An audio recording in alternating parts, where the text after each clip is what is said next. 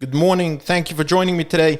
It is true, we live in an incredibly complex and intense time that society is pressuring us from all sides with all types of ideas, and it is very hard to get to clarity.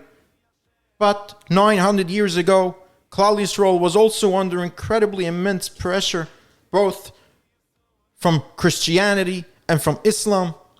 The Rambam famously wrote the Moreh Nevuchim, the Guide for the Perplexed, and the Rabeinu Bachye wrote the Sefer Chovas Halevovas to introduce Klal Yisrael to a thinking and understanding of what we must spend our time thinking as far as what we're obligated to do with our hearts and minds.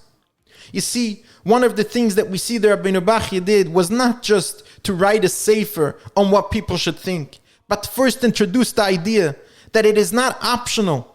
It is not optional to spend time thinking why we do things. It is not optional to spend time thinking about emunah bitachon. It is actually Chovas Halevovas. It's one of the obligations that we have. Just like one must put on tefillin, one must spend time thinking about these ideas.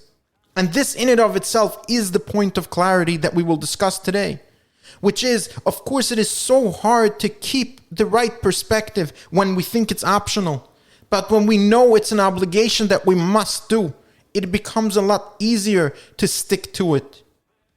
For that reason, we will try and go through in this podcast, Chovas Halevovas, we will start with Shaar Habitachon. And the reason we will start with Shaar Habitachon is because for myself, I feel that emunah, believing that Hashem exists, that Hashem is one, bitachon, the idea that we trust that Hashem will provide us with sustenance and take care of us, that is something that people find easy.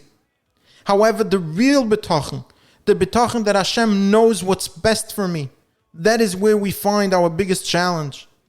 We try to use bitachon as something, Hashem, I want this, and therefore I trust you will do this for me. But the real bitachon is trusting that Hashem knows what's best for me. And I think that will be a good intro to try and get more clarity and where our state of mind should be.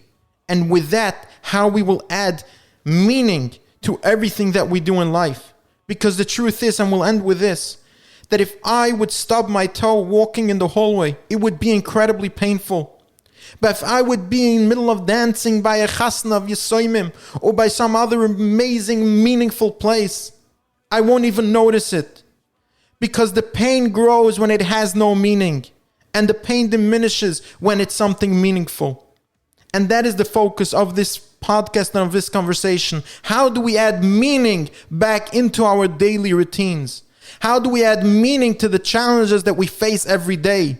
And how do we add meaning and enjoyment to the successes that we have and should cherish? Thank you and have a wonderful, amazing, and joyful day.